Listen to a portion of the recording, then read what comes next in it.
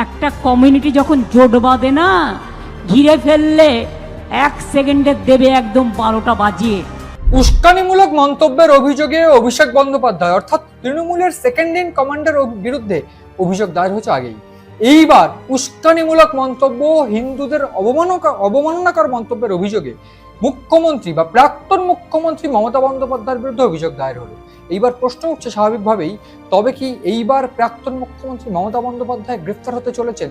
ইতিমধ্যে বলে রাখা প্রয়োজন যে দুটি অবমাননাকর মন্তব্য হিন্দুদের বিরুদ্ধে, দুটি অবমাননাকর মন্তব্যের বিরুদ্ধে শিলিগুড়িতে সাইবার ক্রাইম থানায় অভিযোগ দায়ের হয়েছে। অভিযোগ করেছেন একজন আইনজীবী এবং বিজেপি কর্মী রিঙ্কি চ্যাটার্জি। এক্ষেত্রে বলে রাখা প্রয়োজন যে দুটি ক্ষেত্র, এক 2025 সালে ঈদের মঞ্চে তিনি বক্তব্য রেখেছিলেন যেখানে তার হিন্দুদের বিরুদ্ধে অবমাননাকর মন্তব্য ছিল। অন্যদিকে একেবারে ভোট নির্বাচনের ঠিক কিছুটা আগে তিনি একটা মন্তব্য রেখেছিলেন একটা নির্বাচনী সভায় গিয়ে। সেই দুটি মন্তব্য কিরকম?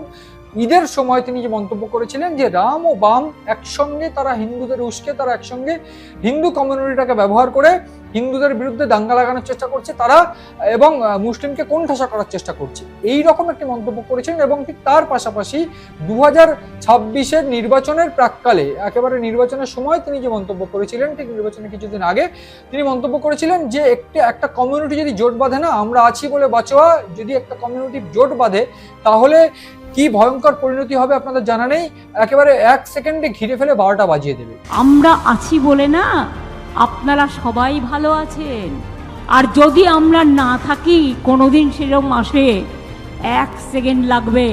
একটা কমিউনিটি যখন জোট বাঁধে না, ঘিরে ফেললে 1 সেকেন্ডে দেবে একদম 12টা বাজিয়ে।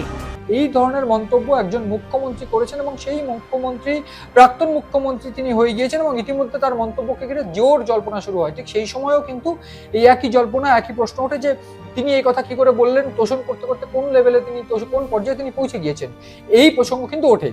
এইবার তার বিরুদ্ধে শিলিগুড়ি সাইবার ক্রাইম থানায় একটা অভিযোগ দায়ের হয়েছে এবং ইতিমধ্যে সেই ঘটনায় একটা মামলাও রুজু করা হয়েছে। এবার যেটা এখন বিষয় যে এই মুহূর্তে আমরা দেখেছিলাম যে অভিষেক বন্দ্যোপাধ্যায় তিনি 4 তারিখে দিল্লির কোন জল্লাদ, কোন বাবা বাঁচাবে, এবং তার পাশাপাশি একটা উস্কানিমূলক মন্তব্য পোষণ করেন এবং বক্তব্য দেন। সেক্ষেত্রে স্বরাষ্ট্রমন্ত্রী অমিত শাহর বিরুদ্ধে একটি উস্কানিমূলক মন্তব্য প্রকাশ করেন।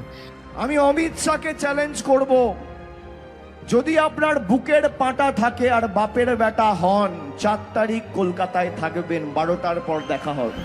কত বড় গুন্ডা আপনি আর কত আপনার ক্ষমতা, 4 তারিখ দেখা হবে। খেলা তোমরা শুরু করেছো, শেষ তৃণমূল করবে।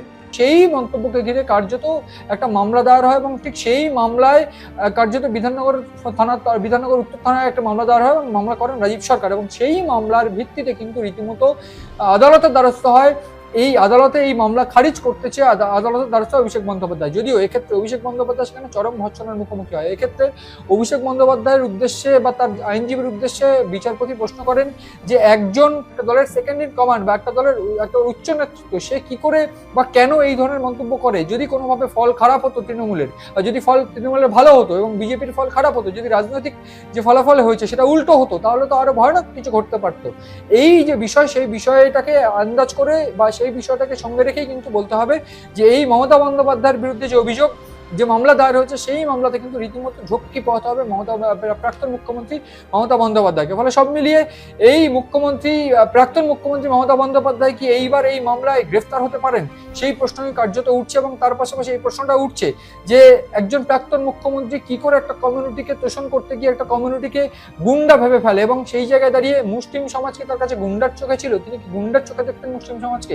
এই প্রশ্নটাই স্বাভাবিকভাবে উঠছে। এখন দেখার যে এই গোটা ঘটনায় রাজ্য সরকারের তৎপরতায় কোন কোন স্টেপ পুলিশ নেয় এবং তার পাশাপাশি এই গোটা ঘটনায় কি গ্রেফতার হতে চলেছেন বা গ্রেফতার হতে পারেন মুখ্যমন্ত্রী, সেটাই এখন দেখার।